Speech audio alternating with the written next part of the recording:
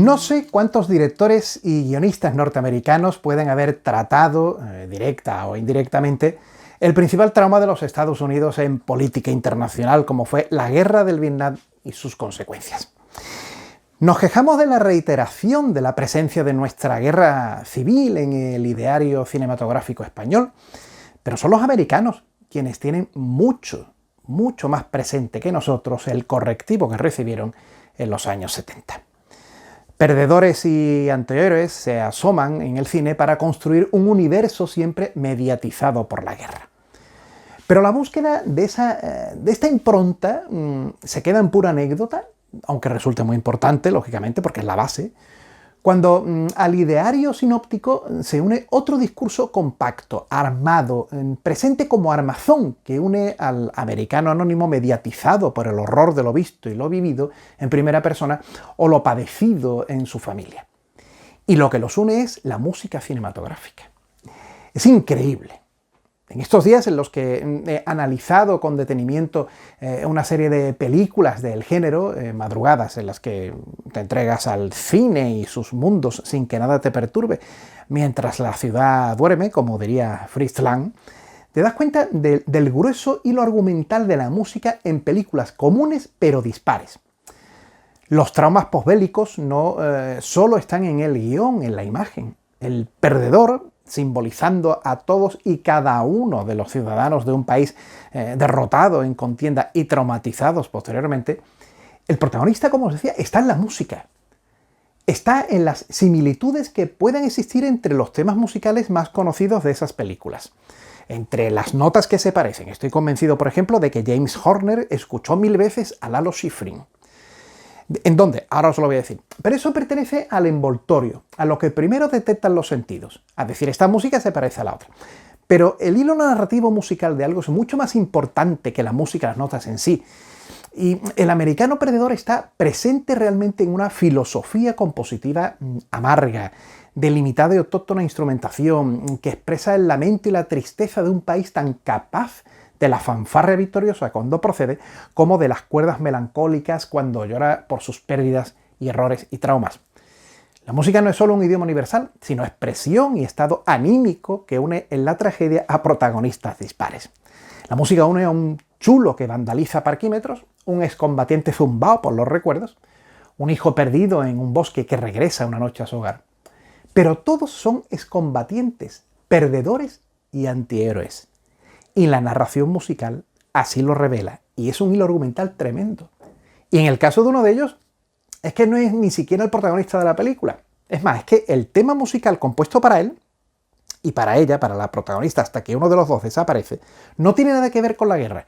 Pero es que aquí, en esa película, en la tercera de la que vamos a hablar, hay 3 pilares musicales, no uno. Bueno, a ver, que me lío, lo siento, porque me adelanto al contenido de este vídeo de último estreno.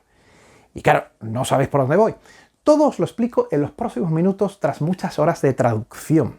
Y es que no hay tarea más bonita que descifrar los códigos frente a tus ojos y sobre todo los códigos que te cuentan cosas por los oídos. Y es que la música de cine es maravillosa. Y para descifrar esto, vamos a hablar de 3 títulos de películas. Nos introducimos en materia. All right, fuck it up! Get down!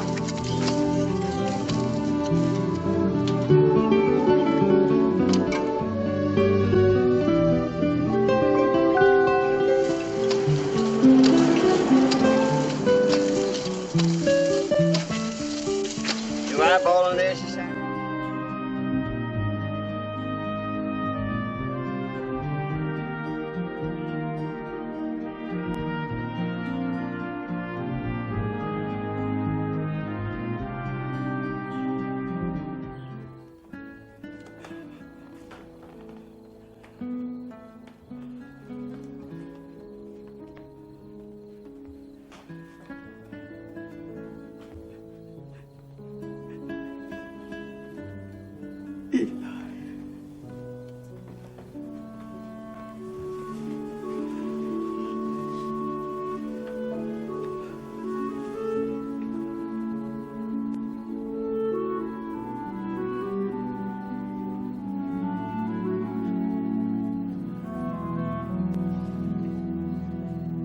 La leyenda del indomable y acorralado son dos extraordinarios ejemplos literarios y cinematográficos del antihéroe nacido en los convulsos Estados Unidos, marcados por acontecimientos de la época en la que fueron escritas ambas novelas y posteriormente llevadas al cine.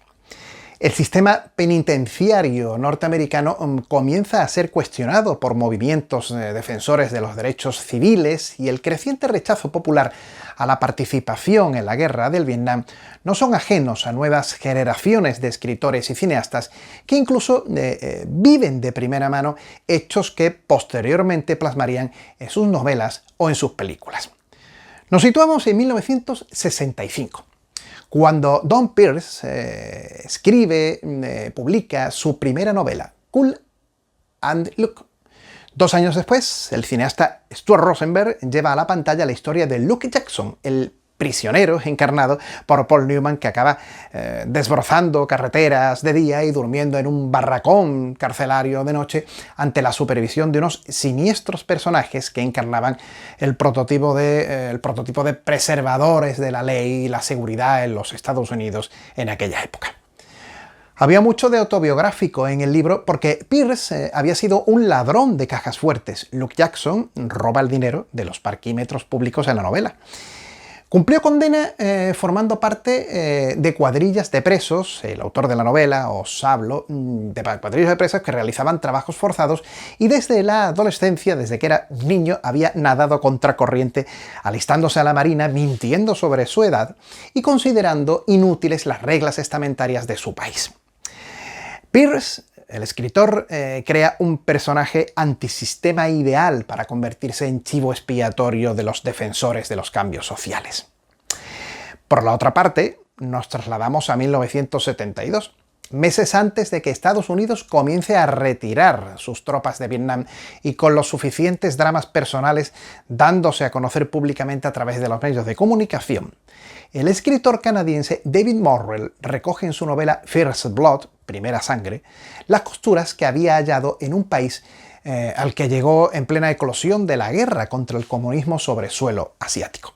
10 años después, 7 tras la claudicación de las tropas survietnamitas ante Ho Chi Minh, la productora Carolco Films, en 1982, lleva al cine la historia del excombatiente John Rambo, no sin antes haberle comprado los derechos del texto de Morrell a la Warner, la misma compañía que produjo y distribuyó Cool and Luke en 1967. ¿Simple coincidencia? ¿O se estaba gestando en el cine el ideario de personaje antisistema de la literatura más contemporáneo?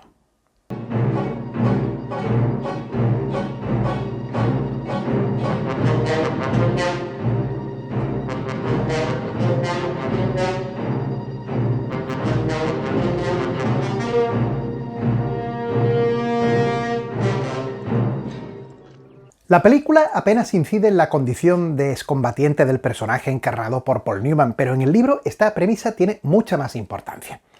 Luke se divierte en su degradación personal, destrozando parquímetros, y se ríe, es encarcelado y aparece el prototipo de antihéroe norteamericano del que estamos hablando. Se encierra en su mundo, es ciclotímico y su condición de soldado le hace ser servil en determinadas etapas de su cautiverio. Got him, boss. You got him. Go fetch it, Luke.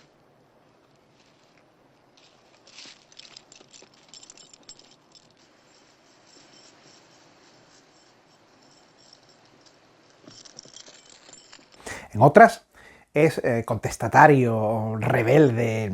Entre medio es un muñeco roto que pide que por favor no le peguen más, y es insistente en su supervivencia, huida tras huida. Pero ¿qué características de las que estoy definiendo no tiene también John Rambo?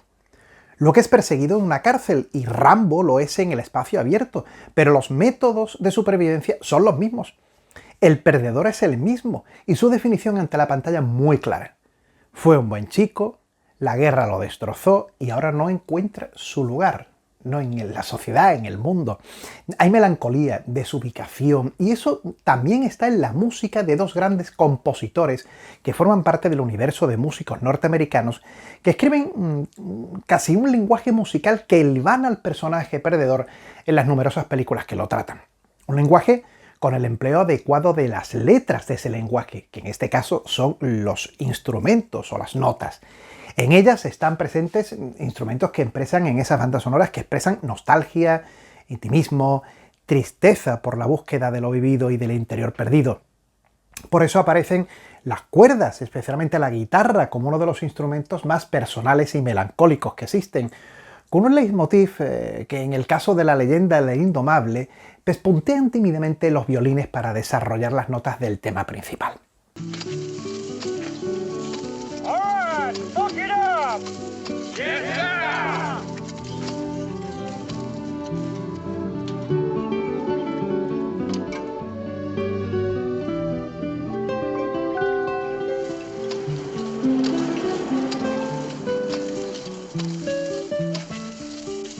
You eyeballing their society?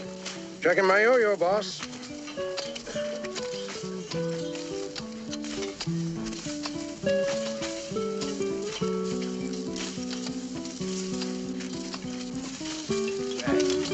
Great, you me, boss.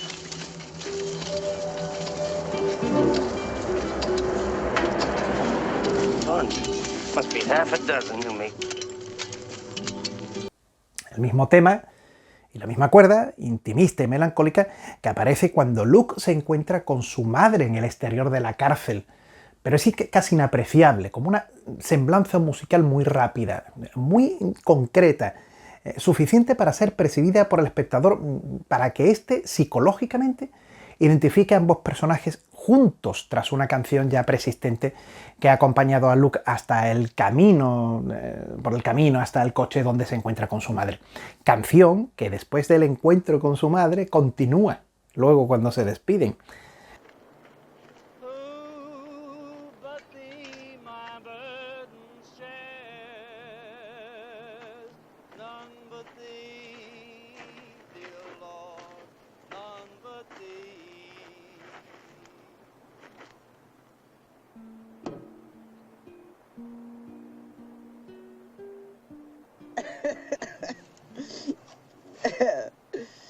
How'd you find me?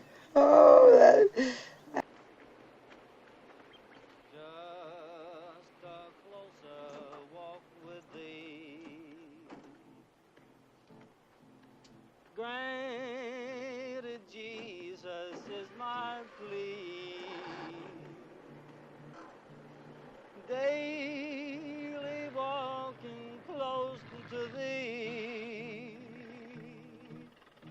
Tan solo varios meses después de haber compuesto nada más y nada menos que Misión Imposible, un tema inmortal, Lalo Schifrin, solo él podía haber musicalizado la leyenda del Indomable con tal capacidad para, además de este intimismo melancólico, imprimirle también, con esa especie de scherzo, el dinamismo y las sensaciones que en el espectador provoca esta música en la secuencia de la tierra de la carretera, tan distinta a la melancolía del tema que escuchamos antes. Porque ahora Luke, en este tema de este reto de que los trabajadores enseguida tapen con tierra el agua que suelta el camión, pues Luke mantiene el impulso, es líder en su antiheroísmo.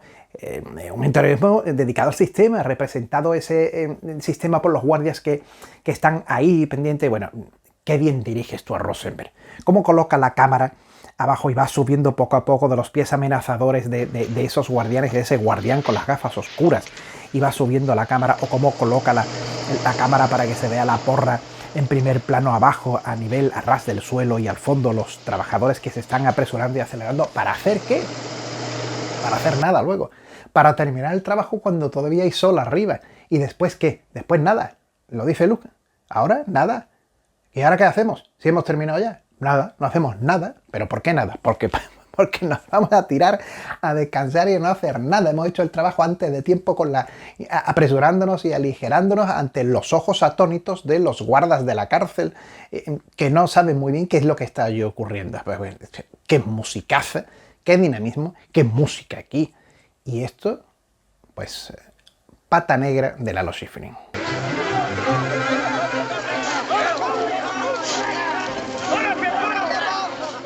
Tell me, Rabbit, what's going on here? I don't know, boss. I think they're all bear caught.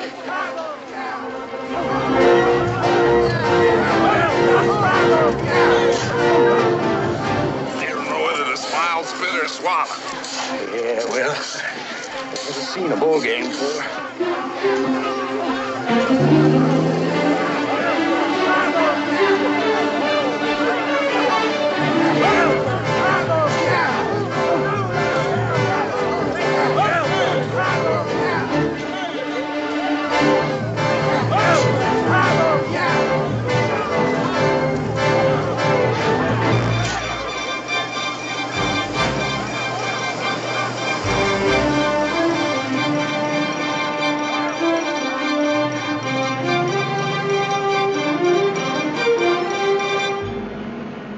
Si las cuerdas tenían gran importancia en la música a la hora de hablar de la melancolía y de la nostalgia, y a la hora de hablar del antihéroe en La leyenda del Indomable, película que tiene una también numerosa cantidad de música diegética, es decir, de canciones, de música que no está compuesta para determinadas secuencias de la película, sino que está ya en la película.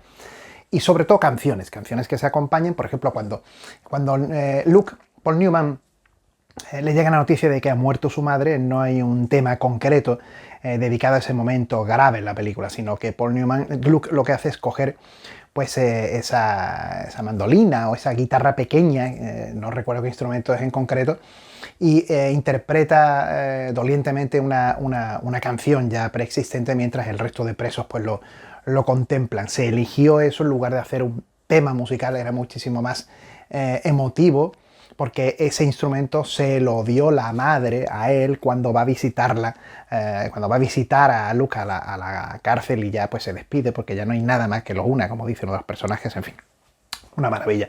Pues si eso ocurre en La leyenda del Indomable, ese hilo filosófico musical que discurre, ese hilo narrativo que discurre por las películas que tratan el tema del Vietnam, se ve perfectamente. Si hemos hablado antes de Acorralado, se ve también en Acorralado. Esa guitarra del principio del tema, cuando aparece el personaje del que ya hemos hablado en otros vídeos, de John Rambo por esa carretera porque va a ir a buscar a su amigo. Después las cosas se van a complicar, pero él viene en son de paz a ese pueblo para preguntar a buscar a un amigo, y pregunta, y por esa carretera mientras él llega está sonando esa guitarra plácida, esa guitarra, pero que no es completamente un sonido de cuerdas totalmente plácido, un sonido de cuerdas agradable, un sonido de cuerdas... Es un sonido de cuerdas melancólico, es un sonido de cuerdas con su punto de tristeza, que Jerry Goldsmith, el compositor, no quiere todavía revelar realmente lo que ocurre ahí. Pero si anteriormente en La leyenda del Indomable la guitarra se acompaña de unos pespuntes de cuerda para desarrollar el tema,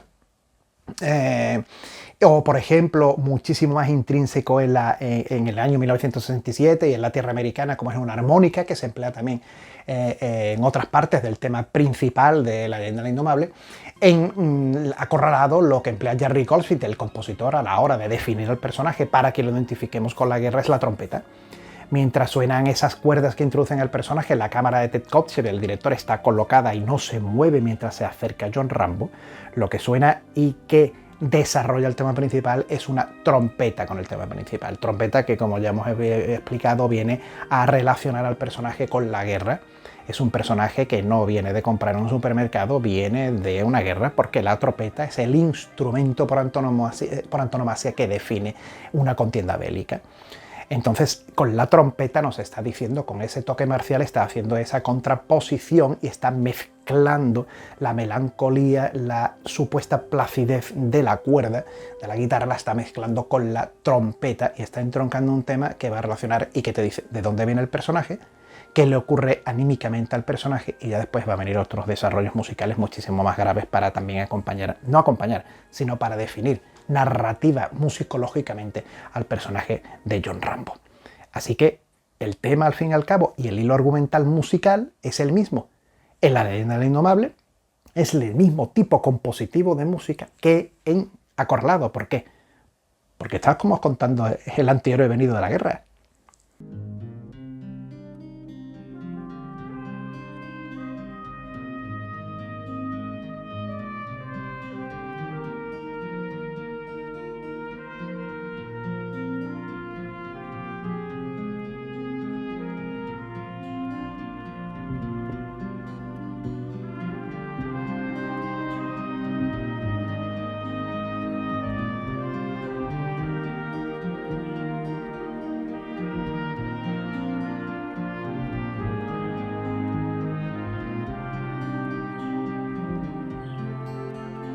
Y tanto es así que estoy plenamente convencido de que Jerry Goldsmith, el gran maestro de la música cinematográfica, en el año 81, cuando compone para que se estrene en el año 82 Acorralado, había escuchado la música que compuso en el año 66 para estrenarse en 1967 de Lalo Schifrin.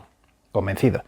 Porque si el tema principal de La leyenda del indomable lo escucha James Horner para una película, que es la tercera que vamos a hablar hoy, Jerry Goldsmith escucha a Lalo Schifrin también para su Rambo. Así que Lalo Schifrin es un entronque fundamental de la música típica norteamericana, aunque él sea de origen argentino, y es un grande, porque de ahí van a salir los árboles y las ramificaciones de otros compositores en que muchas veces no lo creamos. Que Jerry Goldsmith es más compositor que Lalo Schifrin de música de cine, sin lugar a dudas. Pero cuidado con los orígenes y cuidado con lo que escuchamos y descubrimos muchas veces. Porque los temas incidentales de presión psicológica, los temas incidentales de persecución del personaje de Luke en La leyenda del indomable, son temas muy fundamentales a la hora de que otros compositores se fijen en ellos para hacer su música. De hecho, los temas tan emblemáticos, sobre todo para los que amamos esa música y amamos a Jerry Goldsmith, esa música tan característica de persecución que se hace de John Rambo en Acorralado, le debe mucho, es muy deudora de la música de Lalo Schifrin en La leyenda del indomable. Pero ya no estoy hablando, insisto, porque se copien notas. No, es que aquí es que es difícil de explicar. Es que aquí yo no hablo de copia de notas. Yo hablo de seguimiento de un mismo estilo como hilo narrativo musical de una misma temática en películas distintas, que no es lo mismo. No estoy criticando a Jerry Goldsmith, estoy diciendo que nació en los 60 un estilo musical que acompañaba unas películas que para seguir ese hilo argumental musicológico en el resto de películas durante los 70, los 80, los 90 y hasta hoy, ese hilo argumental de esa instrumentación que se emplea, de ese estilo compositivo que se emplea, de esos temas, parten de una base de los años 60 cuyos padres son, entre otros, Lalo Schifrin, y que se sigue hasta hoy. Es un tipo de música muy definida, muy adecuada a la imagen, con una instrumentación muy triste, melancólica y muy traumática por lo que experimentan los personajes, y que independientemente de que se parezcan los temas musicales y las notas se coloquen muy parecidas, hay un estilo compositivo. Espero explicarme con lo que estoy diciendo. Entonces los temas incidentales de Acorralado y los temas incidentales de La leyenda del indomable coinciden en su filosofía. ¿Alguna duda? ¿No lo recordáis? Pues fijaos en esta comparativa.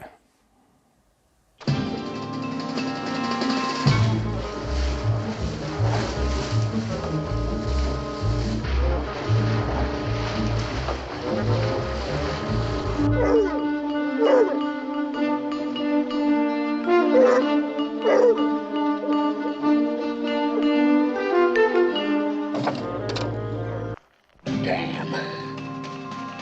He's gone. Get the dogs.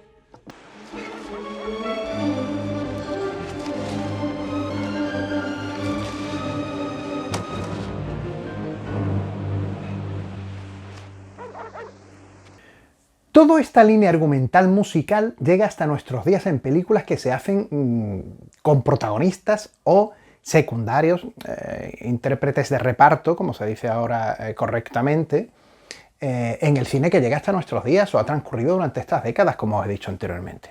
Mirad, hay una película muy desconocida que es más conocida entre los amantes del cine por su música que por la película en sí. Os hablo de La historia de Spitfire Grill, 1996. ¿Qué es esa película? ¿Os suena la película? ¿Sabéis? Bueno, pues la dirige Lee David Slotoff.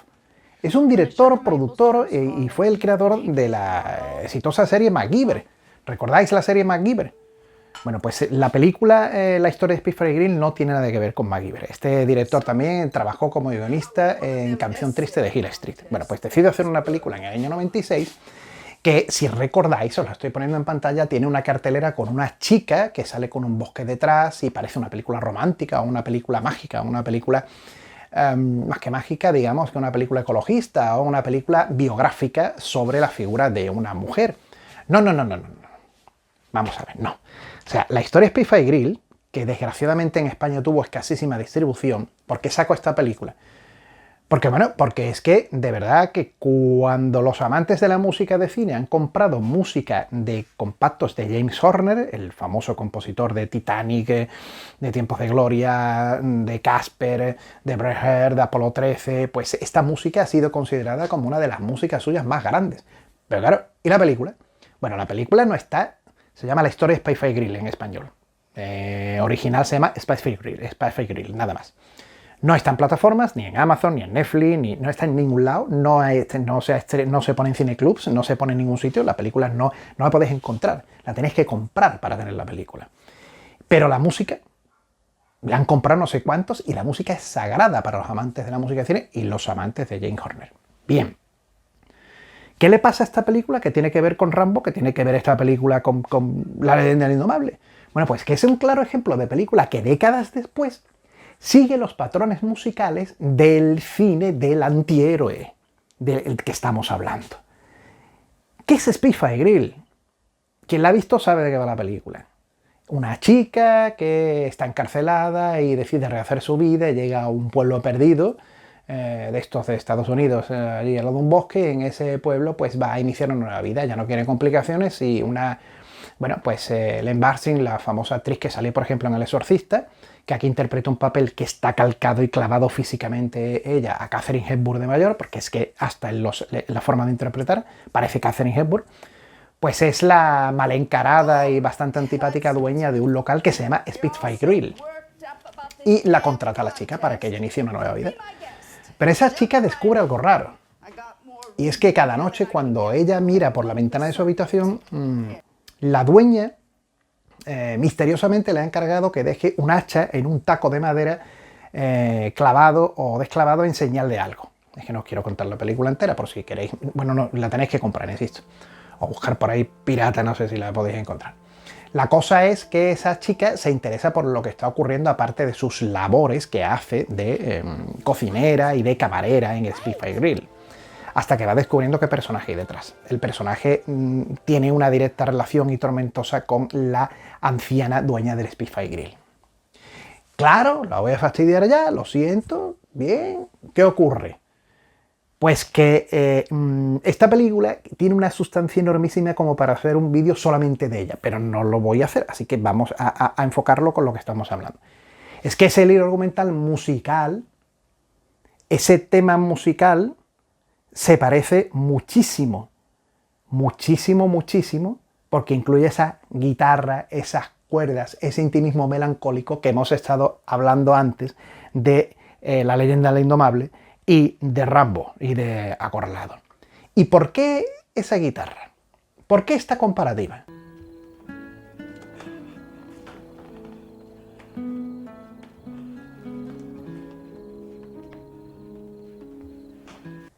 ¿Quién es capaz de decir que no hay aquí una unidad musicológica en esto?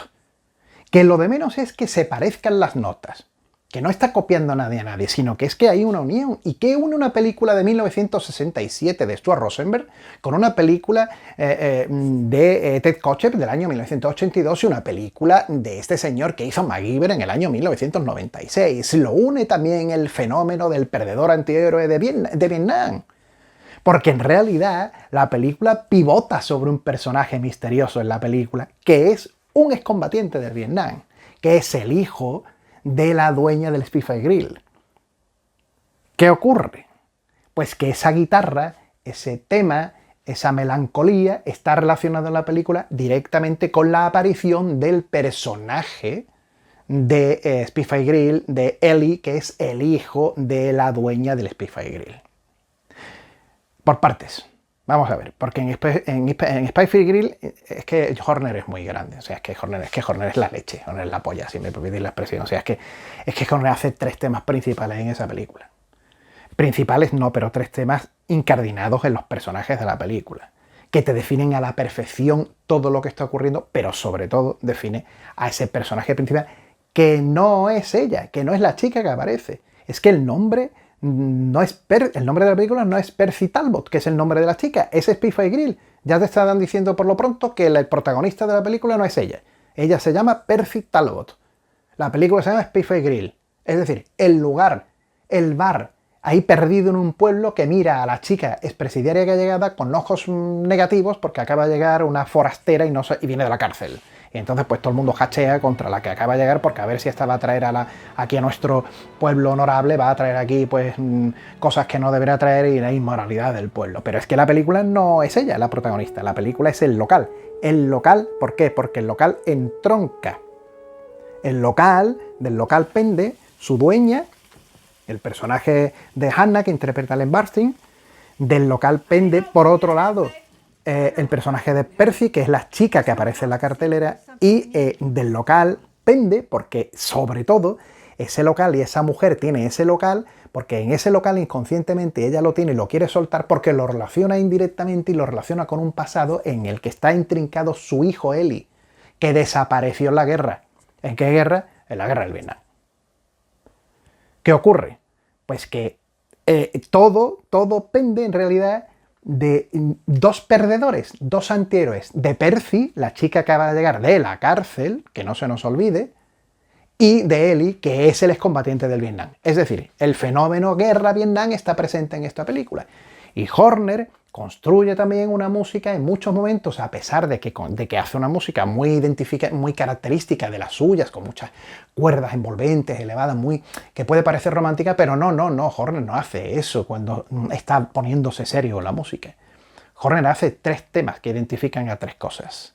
A saber, el primero, el del propio local, el Spitfire Grill, que es el tema melancólico, el tema de la guitarra, el tema relacionado con el pasado de ese local y con el sentido que tiene que esa mujer siga en ese local, que es que esa mujer está manteniendo un secreto en el bosque de al lado y que está manteniendo el secreto a la vez que está manteniendo a su hijo, que le da alimentos a través de Percy. Entonces, ¿qué mantiene el Spitfire Grill? Un tema musical, pero un tema musical que identifica al bar, al local, no al personaje de Eli, que es Johnny B, como la llama Percy. Lo llama Johnny B cuando pregunta en el bosque por él, cuando lo persigue, cuando descubre que hay alguien ahí que no sabe quién es y lo sigue. Johnny B! Johnny B, you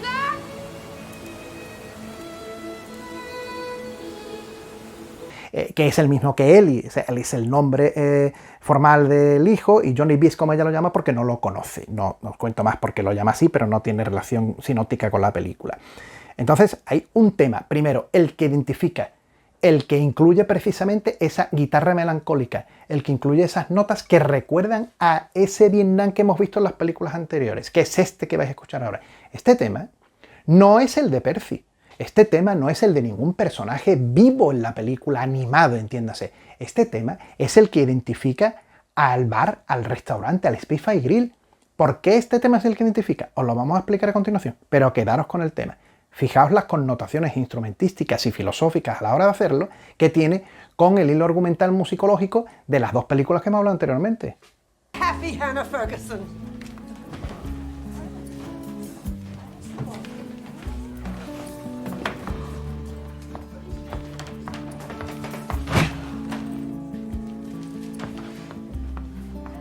Holy Moses. Holy mackerel. Holy shit.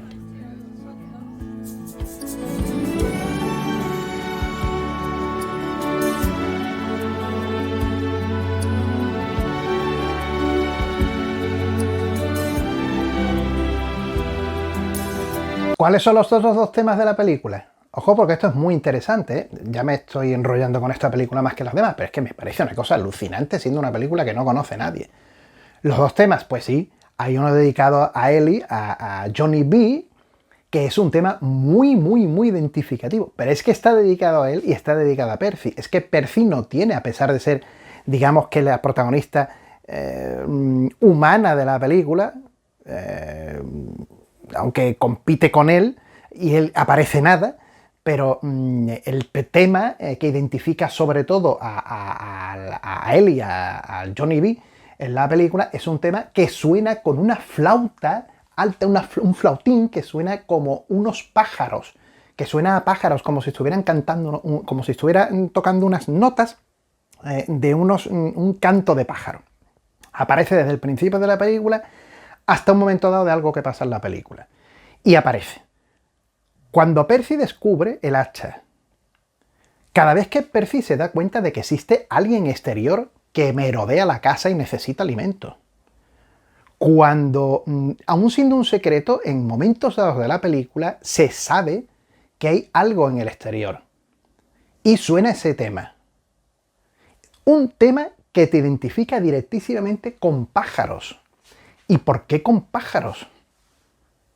Es más, cuando ella está en la habitación, Percy está en la habitación la primera vez, porque Hannah, la protagonista, la dueña del Spitfire Grill, la ha contratado y vive allí, vive en la parte alta. Cuando ella mira a la ventana y ve que se está moviendo el visillo y ella va a mirar para afuera, el espectador ve la secuencia con Percy está en la cama a un lado, la ventana está a otro, ahí lo estáis viendo, y suena el tema del pájaro, suena ese tema de pájaro que va a sonar después cuando cuando Johnny B le deja un pajarito, una especie de construcción manual artesana con material del bosque, que le deja como un pajarito identificativo a ella para que ella lo encuentre a él en el bosque.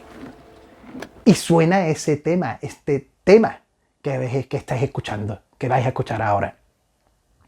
Este tema va a acompañar a él, al hijo, al excombatiente, durante todo el tiempo en el que no se descubre todavía el personaje. ¿Por qué? Porque a él se le identifica con los pájaros y porque cuando a él van a perseguir, van a buscarlo, va a buscarlo gente del pueblo, porque se supone que él ha robado el dinero del Spitfire Grill, encuentran un sitio, un lugar en donde él vivía, y él lo que tiene es un montón de pájaros hechos artesanalmente con cosas del bosque, con ramas, con árboles, con hojas. Tiene especies de pájaros hechos poquito a poco, uniendo las hojas y toda la historia. Y entonces el personaje que vive en el bosque es un personaje que se relaciona con los pájaros. Y la música que suena cada vez que se habla de ese personaje es una música que parece un pájaro cantando. La relaciona directamente con el personaje que vive en el bosque. Y a la vez, ese tema tira de Percy. ¿Por qué? Por una razón muy sencilla. Porque cuando se muere Percy, siento el spoiler, ya ese tema no va a sonar más.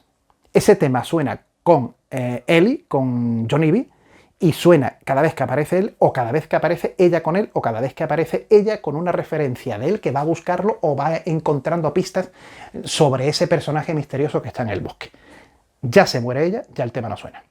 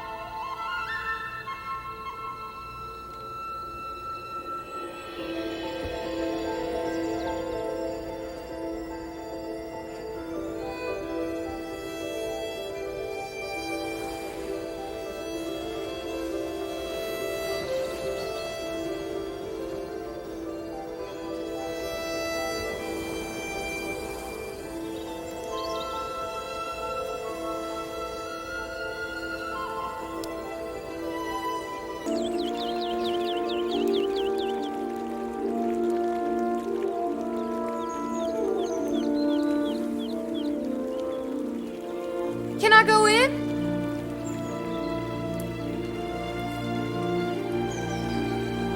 No, you should have told me. De hecho, destrozo la película del todo, pero es que esto es apasionante.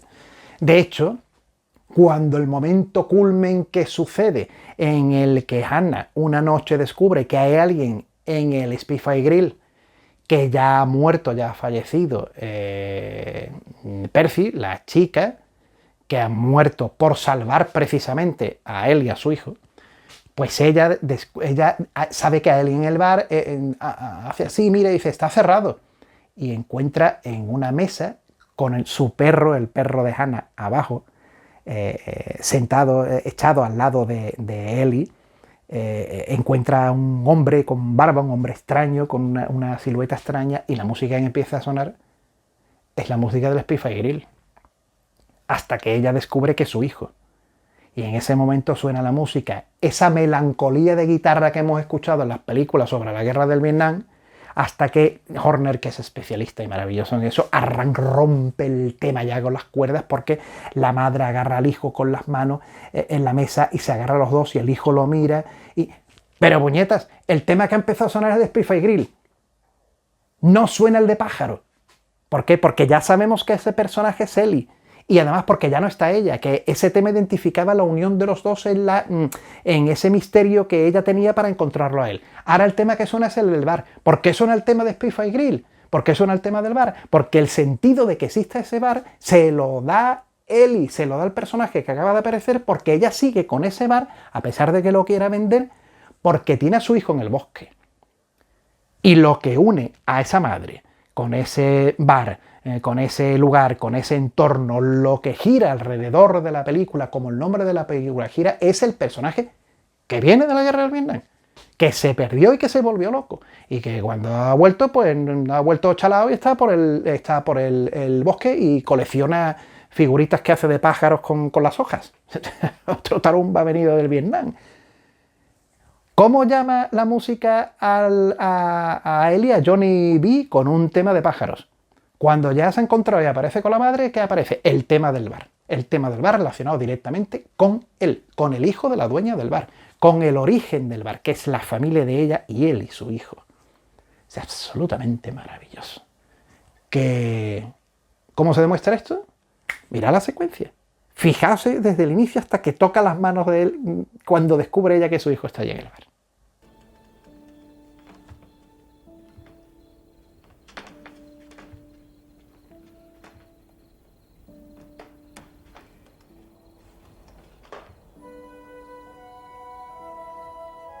We're closed.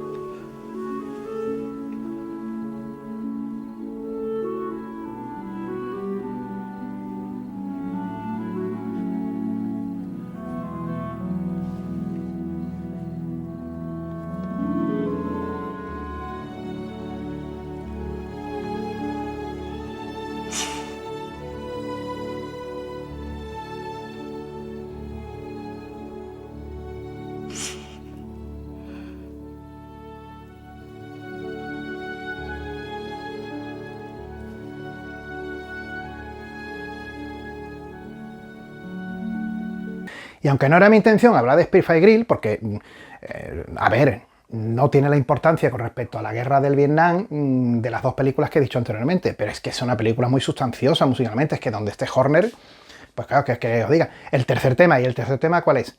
El tercer tema es el que identifica al bosque, que no es el mismo que identifica al pájaro. El tema del bosque, que vais a escuchar ahora, es un tema misterioso, un tema mágico. El tema del bosque es un tema en donde se le da importancia al piano, pero es un tema saltarín, es un tema mágico, un tema que se relaciona con los bosques. ¿Qué es un bosque? Un refugio de gente de la magia, hadas, gente misteriosa, personajes extraños, personajes legendarios, personajes de cuento, el bosque, animales mitológicos. El bosque es muy grande, pero el bosque es misterioso. El bosque es algo muy difícil de definir musicalmente. Pero llega Horner en esta banda sonora, si al pájaro lo ha introducido como enlace y eslabón del personaje masculino que viene del Vietnam, si las notas melancólicas las ha introducido para definir, para identificar, para desarrollar el personaje inanimado del restaurante, el entorno donde está Johnny B, el bosque lo tiene que definir cada vez que sale, y lo define con unas notas maravillosas, mágicas, que son estas que cuando veáis la película, y si las habéis visto, ya yo os lo revelo si no os dais cuenta, porque psicológicamente cuando estamos viendo una película muchas veces nos damos cuenta de estas cosas, esto te hace pensar que estás, o te está el personaje o los personajes introduciendo en un lugar absolutamente misterioso, pero mágico.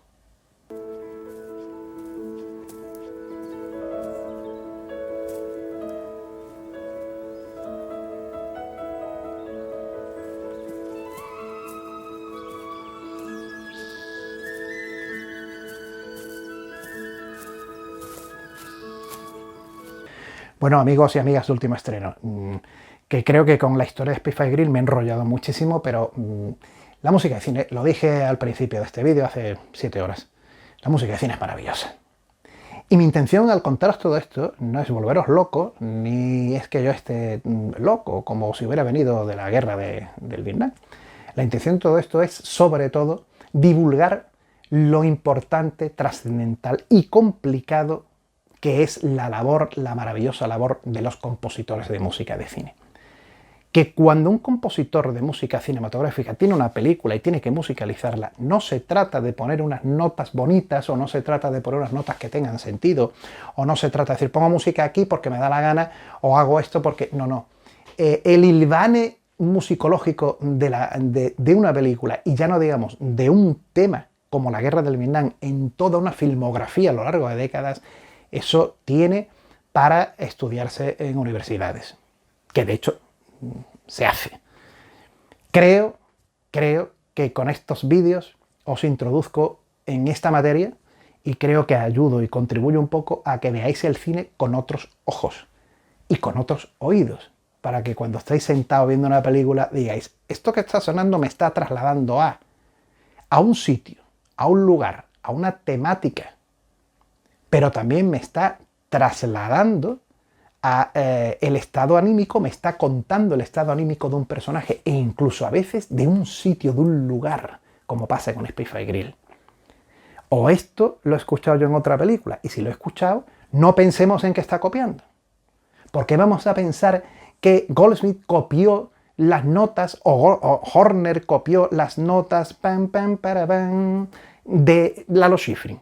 No pensemos eso, pensemos que hay todo un estilo realizado para este tipo de películas, mirados en un espejo todos los compositores que utilizan en sus películas, que beben de ahí y que beben de esa instrumentación y de ese desarrollo. Es que es así, independientemente de que los compositores algunos pues cojan notas de otros, pues muy bien, oye, que hay música de Wagner que ya se hizo antes, y música de muchos compositores conocidos que ya otros compositores, que la música, que son notas musicales limitadas, que ya la música, que ya se ha hecho todo, o sea, que no vayamos ahora a pensar que aquí vamos a venir a hacer cosas nuevas. Así que el objetivo es ese, el objetivo es que descubráis cómo se narra una película a través de la música, y no solamente una película, cómo se narra un tema entero que se desarrolla en décadas a través de películas con un mismo estilo musical y un mismo estilo compositivo. Bueno, Queridos amigos y amigas de Último Estreno, muchas gracias por estar ahí. Espero que hayáis disfrutado de este vídeo, que lo hayáis pasado bien, que veáis esas películas que os he dicho y busquéis muchas otras, que ya veréis como hay muchas otras connotaciones con este tipo de instrumentación y con este tipo de filosofía a la hora de contaros las cosas visual y auditivamente. Saludos cordiales, que sigáis disfrutando de un caluroso verano. Oye, que si no estáis suscritos a Último Estreno, al botoncito y después campanita para cuando saquemos otros vídeos. Un saludo de José Carlos Hernández, hasta el siguiente.